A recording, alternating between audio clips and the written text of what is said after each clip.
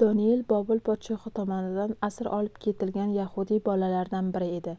U urushni, vayronagarchilikni, asirlikni ko'rdi. Lekin eng qizig'i shuki, uning asirlikda sinov va azoblar bilan emas, balki farovonlik bilan bo'ldi. Podshoh bu yoshlardan shohlikka xizmat qiluvchi odamlar tayyorlamoqchi edi. Ularni o'qitish, eng yaxshi taomlar bilan ta'minlash va saroyda hayot berish. Bu bolalarning barchasi yahudiy edi. Ehtimol barchasi Xudoning qonunini bilgan. Lekin hammasi qaror qabul qilmadi. Faqat Doniel va uning 3 do'sti dunyo bilan bulg'anmaslikka qaror qildi. Ularda hammaga o'xshash uchun sabablar yetarli edi. Ular asir edilar. Bu ularning tanlovi emas edi. Bu shoh taomi edi. Hamma shunday qilyapti, lekin ular boshqa qaror qabul qilishdi. Mazali ovqatlardan ko'ra Xudoni ko'proq sevish. Dunyo vasvasasi bilan yolg'iz qolganda biz nima qilgan bo'lar edik? Bolalarimiz nima qiladi?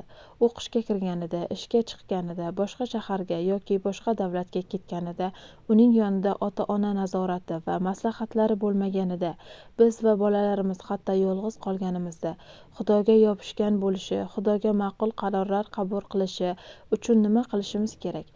Bu uchun ibodat qilamiz. Bolalar bilan bu haqda gaplashamiz. O'zimiz ham shu tarzda yashaymiz.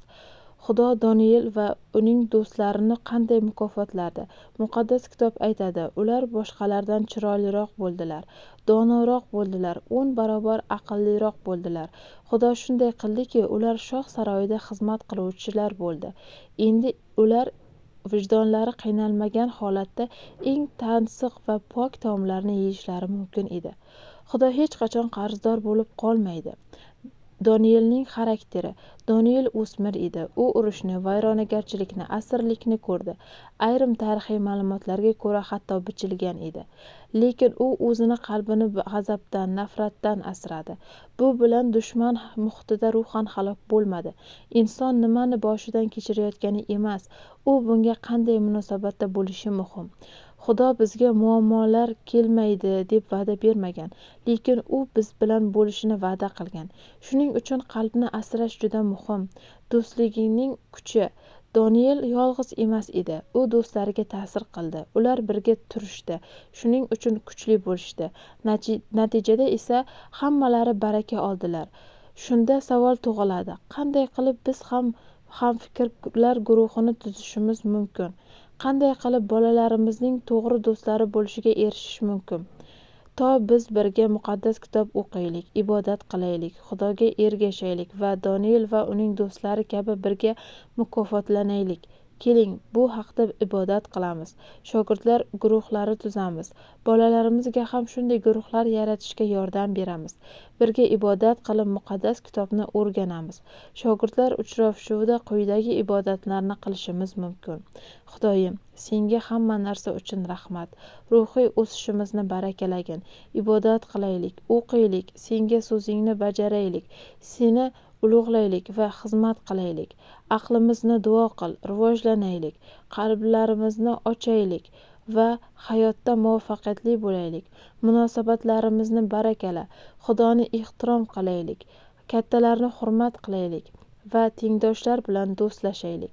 Oilalarimizni duo qil, tinchlik va baraka bo'lsin.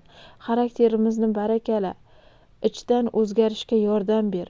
Gunohga qarshi turishga va yaxshi inson bo'lishga yordam ber. Iso Masih nomi bilan amin. Xulosa itoatlarni uchun Donielga va uning 3 o'rtog'iga tengqurlardan ko'proq aql donolik, hatto o'sha zamonning old donishmandlaridan 10 barobar ko'proq aql zakovat berdi. O'zaro hayotiy munosabatda bu yigitlar g'alaba va oliy mo'jizalar berdi.